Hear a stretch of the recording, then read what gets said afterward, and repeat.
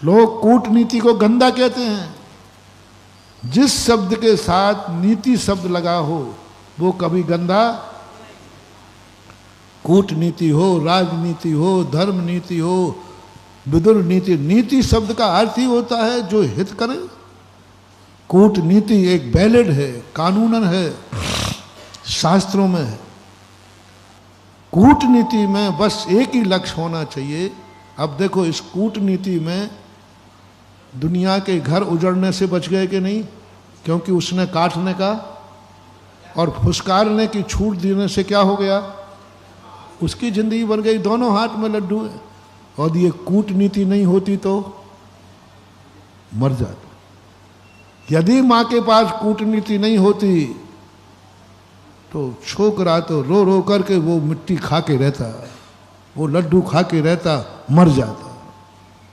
लेकिन माँ ने कूटनीति अपनाई, बाबा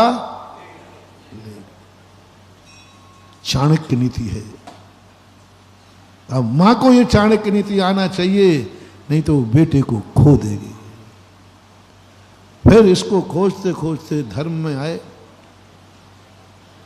जब धर्म में एकत्व भावना का वर्णन चल रहा था, मुझे कोई मार नहीं सकता, मैं अजर अमर अविनाशी हूँ, मेरा कुछ नहीं बिगाड़ सकता कोई।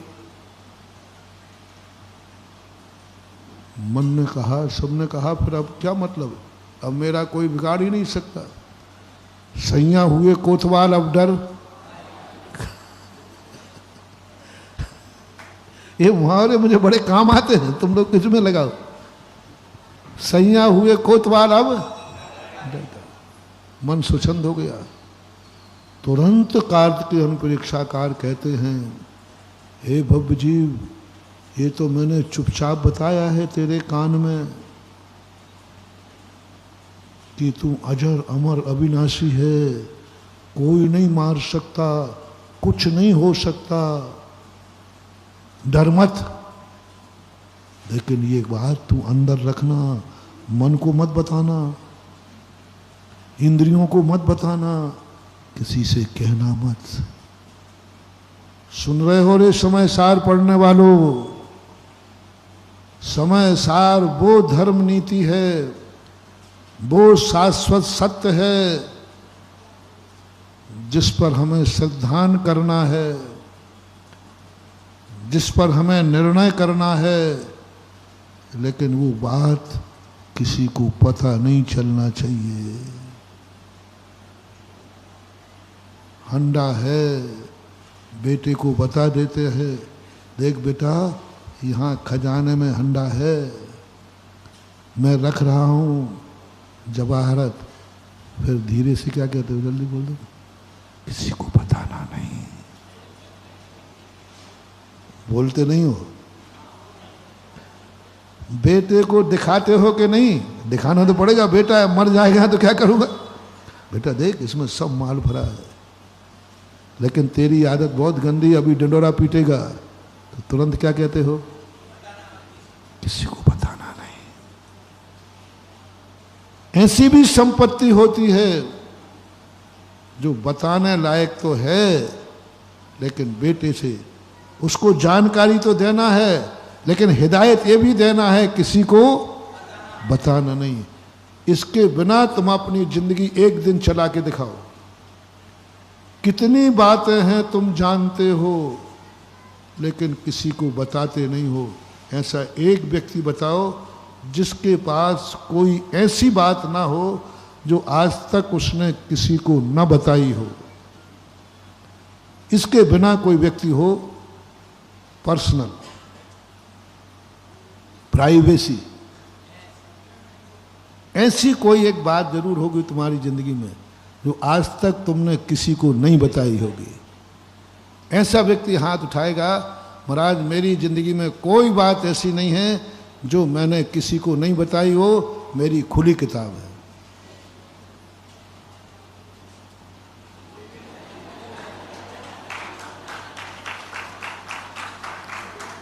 चलो आज वकील साहब को बढ़ाते हैं, हमारे इनके घर में महाभारत मचवाते हैं।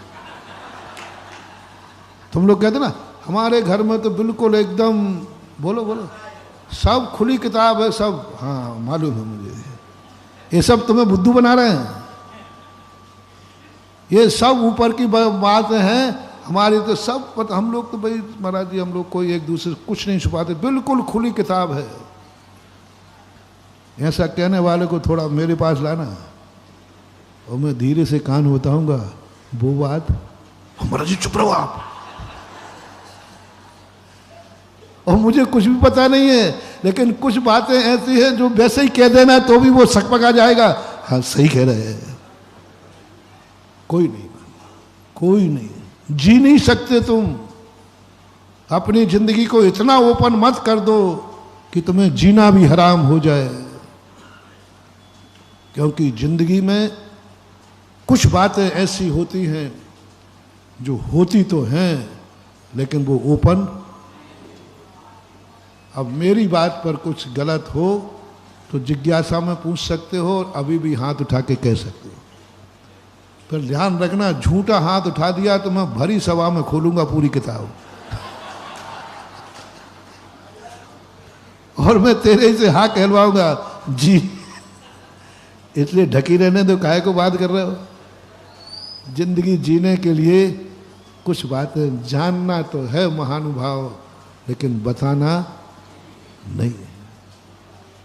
वो बात अच्छी भी हो सकती है, वो बात, चिंता मत करो ना महाराज जी, फिर मेरी बात खुल जाएगी। नहीं, जो तुम्हारी खोलेगा ना उसकी भी यही कहानी है, चोर चोर मौसेरे भाई।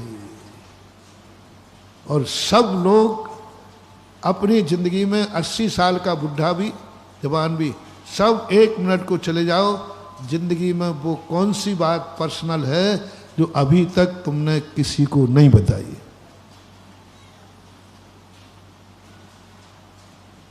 और सबको मालूम है, क्योंकि दुनिया में 2 व्यक्तियों से कोई नहीं बच सकता, अपनी आत्मा से और परमात्मा से। इन दो से क्या